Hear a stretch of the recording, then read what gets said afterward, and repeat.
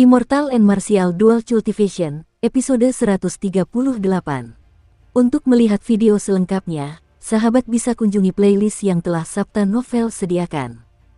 Yuk mari, kita berimajinasi bersama dan masuk ke alur ceritanya.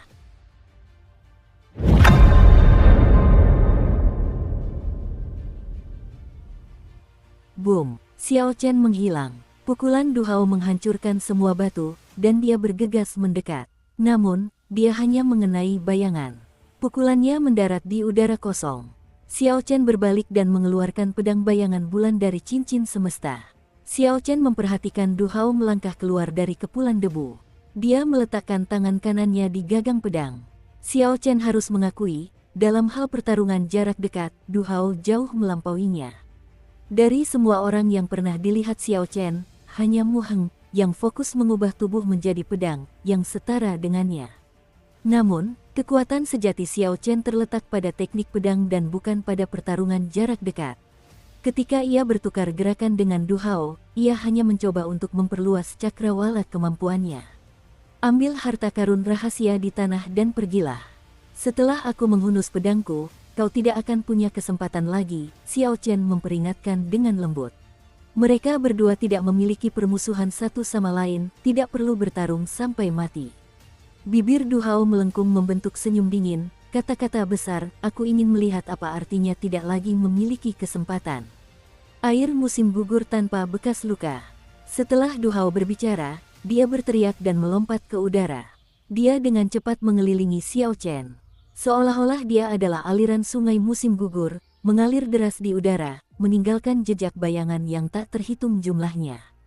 Ketika jejak bayangan itu bertumpuk, tampak seperti sungai yang kabur dengan riak-riak lembut. Jadi, Du Hao telah memahami keadaan air. Tak heran dia begitu percaya diri. Xiao Chen berpikir dalam hati. Namun, keadaan ini baru terbentuk, masih jauh di bawah Duan Muking, Murong Chong, dan yang lainnya. Di hadapan wujud petir Xiao Chen yang dipenuhi kekuatan suci, bagaimana mungkin ia bisa bertahan? Boom! Suara gemuruh petir yang keras menggema di kilang minyak. Begitu petir bergemuruh, aliran kecil itu menyembur tak terkendali. Saat guntur bergemuruh, pedang bayangan bulan dengan cepat keluar dari sarungnya. Itu seperti kilat, ki pedang berwarna ungu menghantam Du Hao, yang kondisinya tertekan. Bang! Sebuah luka mengerikan muncul di dada Du Hao saat ia jatuh dengan keras ke tanah. Ketidakpercayaan terpancar di wajahnya. Lawannya telah sepenuhnya menekan kondisinya. Du Hao hanya perlu melakukan gerakan mematikan yang bisa membalikkan keadaan. Namun, dia dihentikan di tengah jalan. Sungguh menyebalkan. Xiao Chen berjalan pelan dan menyarungkan pedang bayangan bulan miliknya. Dia bahkan tidak melirik Du Hao saat menuju kuali naga Phoenix dan api sejati bulan di tempat pemurnian. Du Hao, yang tergeletak di tanah, menatap Xiao Chen dengan dingin setelah membalut lukanya. Dia berkata, meskipun kau telah mengalahkanku, kau tidak akan bisa merebut kuali naga Phoenix dan api sejati bulan. Chu Chaoyun, yang menaklukkan prajurit berbaju emas, bukanlah orang yang bisa kau hadapi. Dia mengalahkan kami bersembilan. Saat dia tiba, kalian tidak akan punya kesempatan. Mentalitas orang ini mudah dipahami. Itu adalah mentalitas iri hati. Dia tidak ingin orang lain mendapatkan apa yang tidak bisa dia dapatkan. Oleh karena itu, meskipun dia gagal, dia menggunakan alasan ini untuk menghibur dirinya sendiri. Xiao Chen mengarahkan pandangannya pada keempat untaian api sejati bulan. Dia bahkan tidak menoleh saat berkata dengan acuh tak acuh, itu bukan sesuatu yang perlu kau khawatirkan. Du Hao melihat Xiao Chen mengabaikannya, dan dia mendengus dingin. Dia dengan santai mengambil beberapa lusin harta rahasia yang rusak dari tanah dan meninggalkan tempat penyulingan melalui jalan yang sama seperti saat dia datang. Energi petir telah meresap ke dalam luka Du Hao. Hal ini memperlambat penyembuhan luka tersebut. Tampaknya pertemuannya yang beruntung di Sekte Api Li telah berakhir. Xiao Chen menatap 4 gumpalan serpihan putih yang mengambang di kuali naga Phoenix tanpa berkedip. Api itu tidak memancarkan cahaya, warnanya sangat pucat. Setiap gumpalan berukuran sebesar kepalan tangan. Gumpalan-gumpalan itu melayang tenang di atas mulut kuali. Saat angin bertiup, gumpalan-gumpalan itu bergoyang lembut. Seperti yang pernah dikatakan Ao Jiao kepada Xiao Chen, ada 4 jenis api aneh di dunia ini, api manusia, api hantu, api naga, dan api surgawi. Dari sekian banyak jenisnya, api hantu memiliki dua tipe. Salah satunya ditemukan di Gua Yin misterius, dan yang lainnya berada di 9 lapisan api penyucian neraka. Xiao Chen menduga bahwa kemungkinan api sejati bulan adalah api hantu dari Gua Yin misterius sangat tinggi.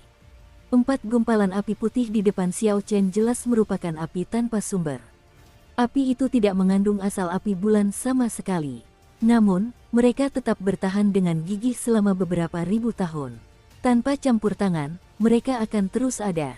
Kekuatan hidup dari api ini sungguh kuat. Semua orang tahu bahwa sekte Li Api di masa lalu menggunakan kuali naga Phoenix dan api sejati bulan untuk memurnikan senjata rahasia. Setelah era kuno, hanya sekte Li Api yang masih bisa memurnikan harta karun rahasia. Hal ini mungkin disebabkan oleh kedua benda tersebut.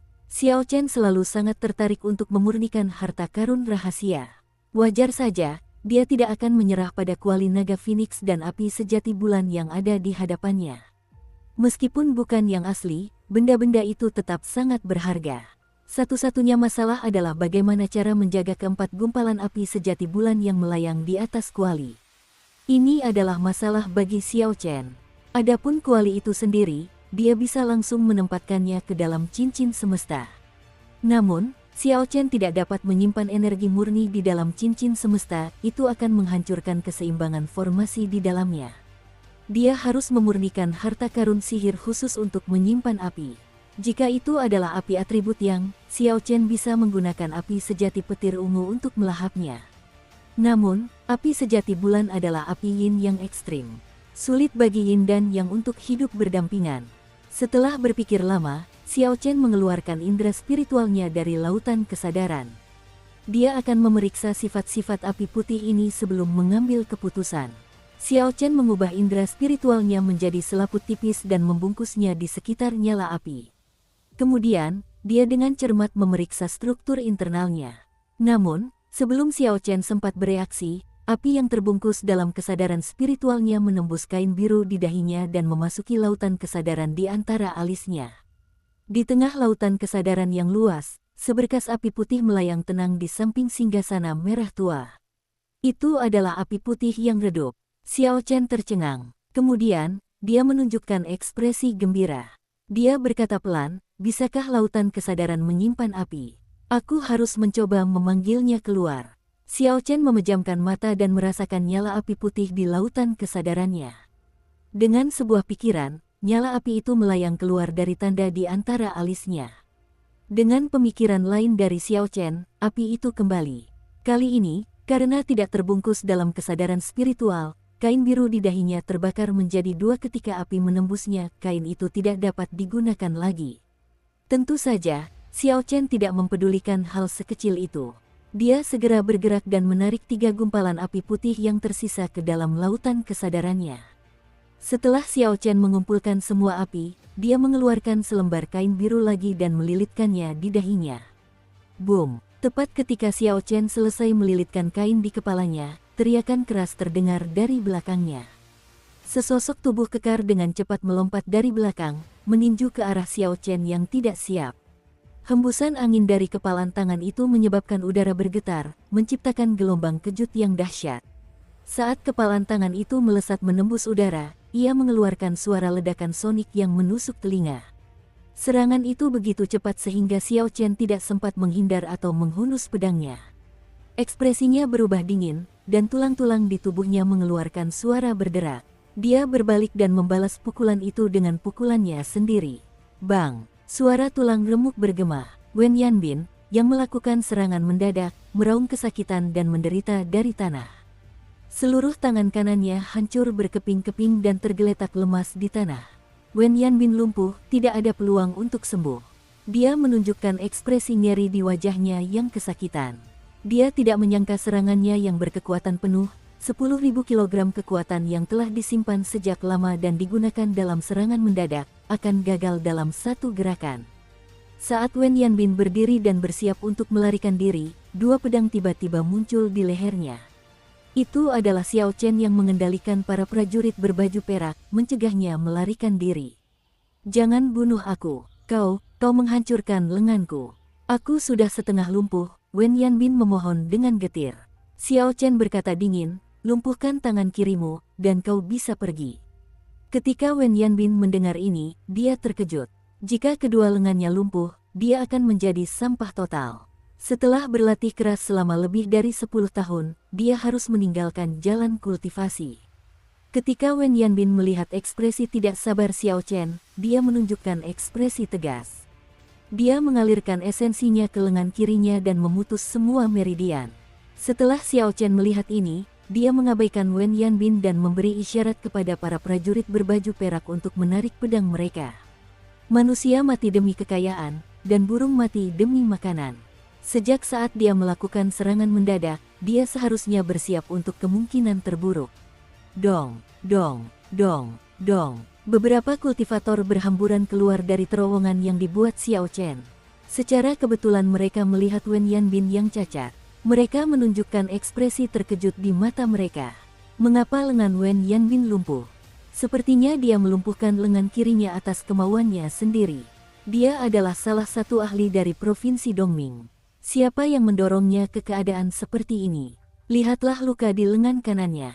Jelas sekali itu akibat dari kompetisi kekuatan. Kekuatan lawannya benar-benar menenggelamkan kekuatannya sendiri. Siapa di dunia ini yang sekuat ini? Saat mereka menatap Xiao Chen, mereka semua berhenti berbicara. Jawabannya kini sudah jelas. Aku harus segera menyingkirkan kuali naga Phoenix. Jika tidak, saat Duan Muking dan yang lainnya tiba, akan sulit untuk merebutnya. Masih ada harta karun rahasia yang utuh di tanah. Jumlahnya cukup banyak. Kita telah menemukan harta karun yang melimpah. Haha, benda di tengah itu tampak seperti kuali naga Phoenix. Benda itu memiliki nilai tertinggi. Itu adalah barang yang diperlukan untuk memurnikan harta karun rahasia. Setelah beberapa saat, kerumunan orang menyadari situasi di kilang minyak. Mereka semua berteriak kegirangan. Mereka berhasil menemukan sejumlah besar harta karun rahasia yang utuh di antara tumpukan harta karun rahasia yang rusak. Biasanya sulit untuk menemukan harta karun rahasia yang utuh. Namun, mereka berhasil menemukan begitu banyak di sini. Beberapa orang bergegas menuju kuali naga Phoenix tanpa ragu-ragu. Ketika Xiao Chen melihat situasi tersebut, ekspresinya berubah. Dia mendorong dirinya dari tanah dengan lembut dan mendarat dengan mantap di mulut kuali. Kakak, dia segera menghunus pedang bayangan bulan seputih salju dan melepaskan niat membunuh. Xiao Chen menatap kerumunan tanpa ekspresi. Ye Chen, apa yang kau lakukan? Cepat turun. Seharusnya kau sudah mengambil api sejati bulan dari dalam kuali naga Phoenix. Jangan terlalu serakah dan berpikir untuk mengambil kuali naga Phoenix juga. Dukung terus channel YouTube Sabta Novel. Benar, meskipun kamu kuat, kamu jelas bukan tandingan kami semua. Ketika orang-orang di bawah melihat Xiao Chen berdiri di atas kuali, mereka mengeluh. Bagi mereka, ikut serta dalam operasi ini bukanlah hal yang lemah. Situasi menyedihkan Wen Yanbin tidak membuat mereka gentar. Kerumunan berpendapat bahwa, sekuat apapun Xiao Chen, dia tidak akan mampu menghadapi mereka semua sekaligus. Jangan repot-repot mencoba berunding dengannya. Mari kita serang bersama dan bunuh orang ini yang tidak mengetahui kebesaran langit dan bumi.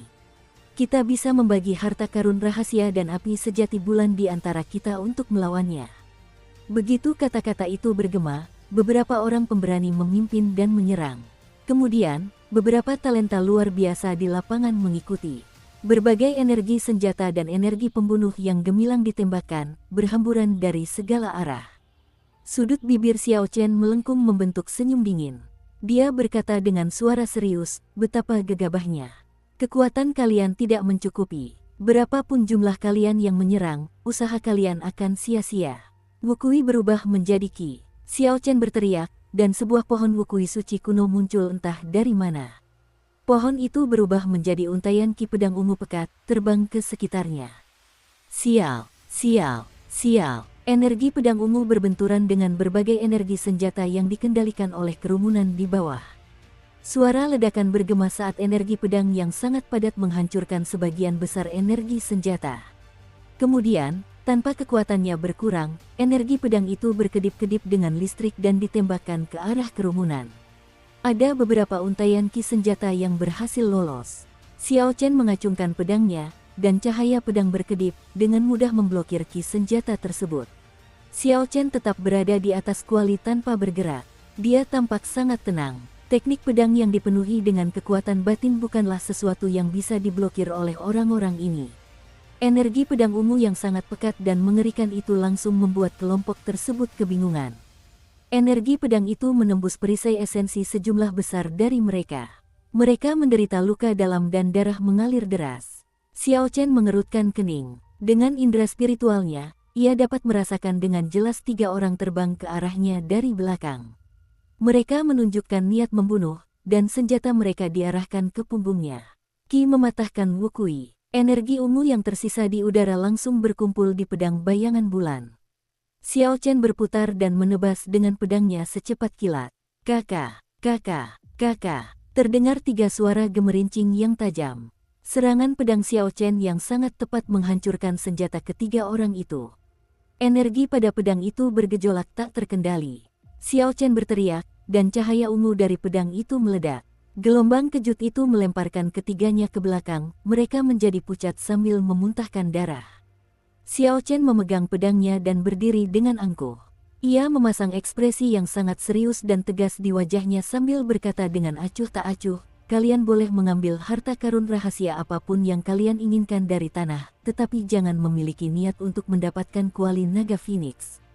Jika tidak, kalian harus meminta izin dengan pedangku." Pedang luar biasa milik Xiao Chen membuat semua orang yang hadir terkejut. Mereka semua berhenti melakukan apa yang sedang mereka lakukan, dan tempat itu menjadi sunyi senyap.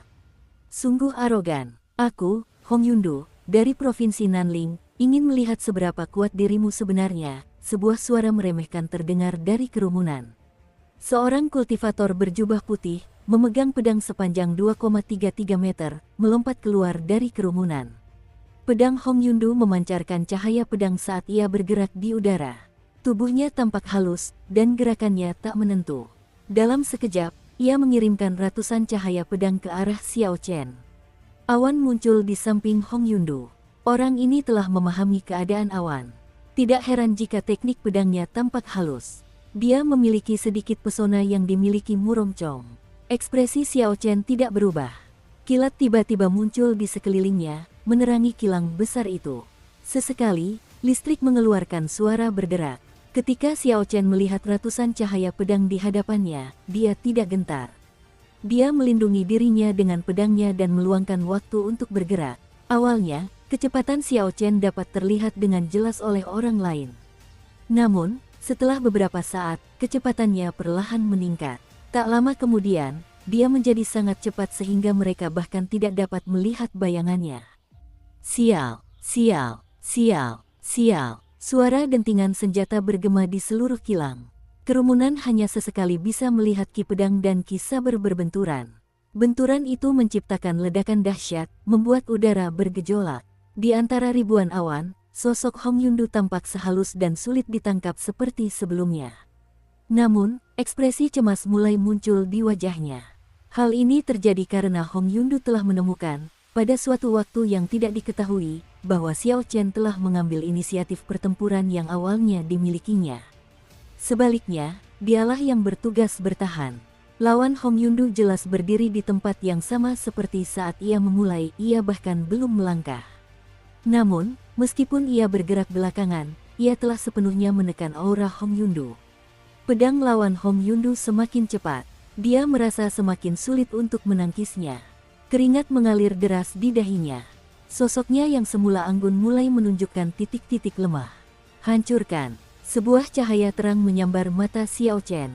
Dia berteriak, dan cahaya listrik yang cemerlang muncul di pedangnya. Xiao Chen memutar pinggangnya dan menusukkan pedangnya ke depan.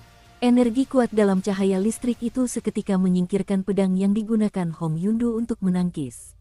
Tanpa kehilangan kekuatan sedikit pun, serangan itu dengan mudah menembus perisai esensi lawan, meninggalkan luka besar di dada Hong Yundu. Hong Yundu berteriak memilukan dan jatuh dari udara. Ia mendarat dengan menyakitkan, wajahnya sangat pucat. Kekuatan Hong Yundu dari Provinsi Nanling berada di puncak sein bela diri tingkat unggul. Dia cukup terkenal di Provinsi Nanling. Namun, Dia bahkan tidak memiliki kekuatan untuk memaksa Ye Chen mundur selangkah pun, bisik seseorang dari bawah. Kami bertiga bersaudara menginginkan kuali naga Phoenix ini. Bocah dari paviliun pedang surgawi, minggir. 3 pemuda melangkah masuk dari koridor lain di kilang minyak tersebut. Senjata yang digunakan ketiganya berbeda satu sama lain. Yang di tengah menggunakan pedang yang disarungkan di pinggangnya, yang sebelah kiri membawa pedang besar, dan yang sebelah kanan sebenarnya memegang kipas lipat. Ketiga orang ini adalah pewaris klan Luo di ibu kota kekaisaran, mereka bersaudara sedarah. Klan Luo memiliki kekuatan besar di ibu kota kekaisaran. Sepertinya mereka akan mendapatkan kuali naga Phoenix ini. Namun, bukankah mereka bertiga mengejar Chu Chaoyun sebelumnya? Mengapa mereka kembali ke sini?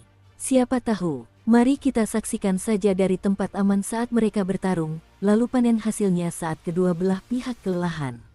Dalam pertarungan Ye Chen sebelumnya, dia pasti telah menggunakan seluruh kekuatannya. Dia pasti telah menghabiskan sejumlah besar esensinya. Ketiga bersaudara dari klan Luo itu dengan cepat melangkah maju.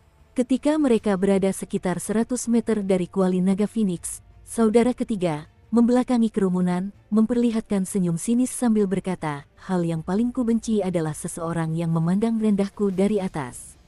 Turunlah ke sini. Setelah saudara ketiga berbicara, dia dengan keras menendang kuali naga Phoenix setinggi sekitar 10 meter itu. Tendangan itu memiliki kekuatan yang mengerikan saat mendarat di kuali dalam sekejap. Sebuah gong tumpul bergema di seluruh kilang. Weng, weng, weng. Suara itu mengguncang gendang telinga semua orang dan bergema di telinga mereka. Kuali naga Phoenix bergetar tanpa henti. Namun, ketiga kakinya sama sekali tidak bergerak. Sebaliknya, kekuatan tendangan itu memantul kembali ke Luo ketiga. Hal ini menyebabkan kakinya mati rasa. Dia bergumam dan berkata, itu tidak mungkin. Tendanganku yang biasa saja bisa menghancurkan tembok kota. Bagaimana mungkin kuali yang pecah ini tetap tidak bergerak? Ketika kakak Luo ketiga melihat Xiao Chen di atas kuali, dia berpikir dalam hati, pasti ini perbuatan orang ini.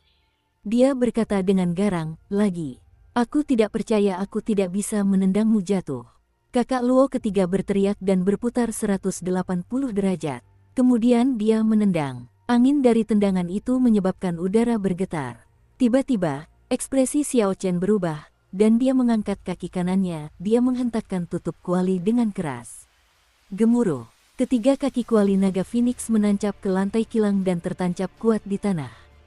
Sebuah kekuatan tak terbatas langsung menghantam tanah di sekitarnya, menyebabkan tanah retak dan beterbangan di sekitar kuali naga Phoenix, melesat menuju langit-langit.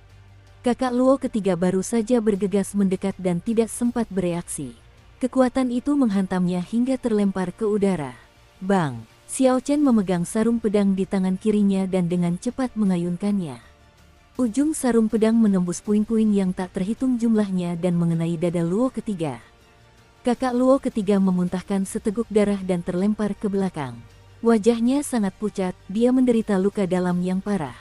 Saudara ketiga, kakak tertua Luo dan kakak kedua Luo berseru kaget saat menangkap kakak ketiga Luo. Mereka tidak menyangka Xiao Chen bisa melukainya parah hanya dalam satu gerakan.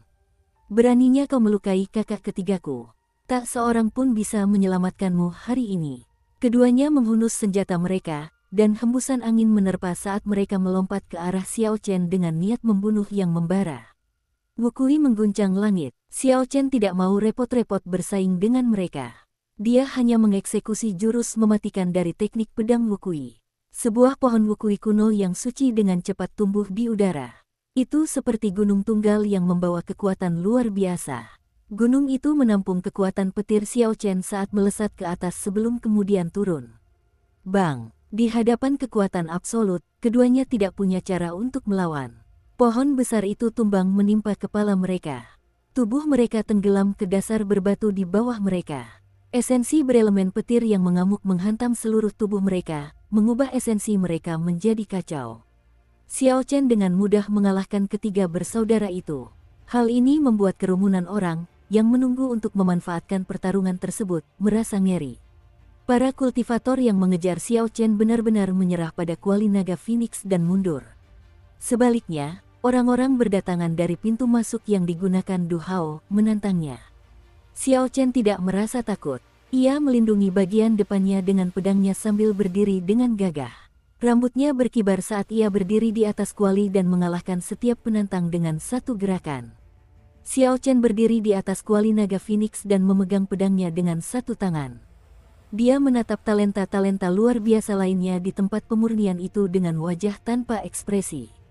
Lalu, dia berkata dengan acuh tak acuh, "Aku tetap pada pendirianku. Kalian boleh melakukan apapun yang kalian inginkan terhadap harta karun rahasia di tanah, tetapi aku menginginkan kuali naga Phoenix ini." Ada sekitar 50 atau 60 orang yang datang ke sisa-sisa sekte Apili.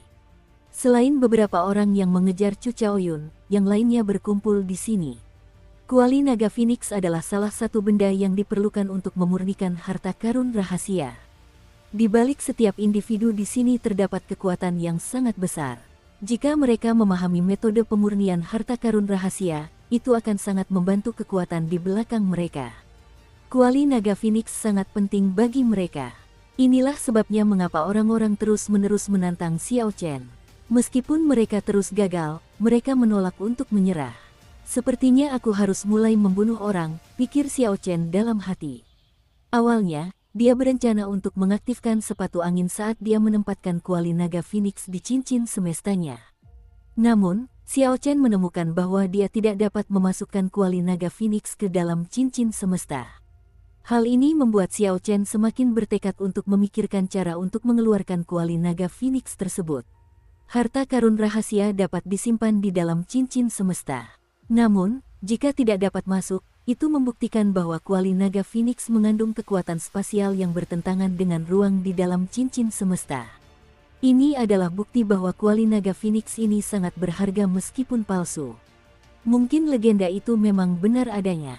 Sialan, serang bersama. Aku tidak percaya esensinya tidak terbatas.